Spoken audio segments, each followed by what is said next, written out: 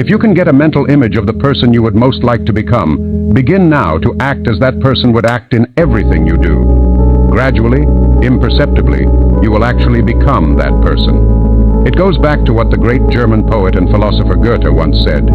Before you can do something, you must first be something. Before you can do what you would most like to do, you must first become the person who could do it. A woman cooking dinner has only to act like a great chef to turn out a better meal.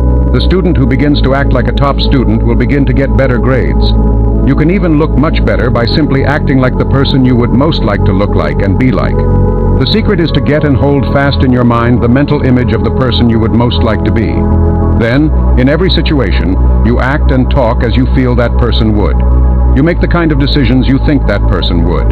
This is the way to constantly grow into a better, more effective person. Remember, the journey to becoming your best self begins with a single step.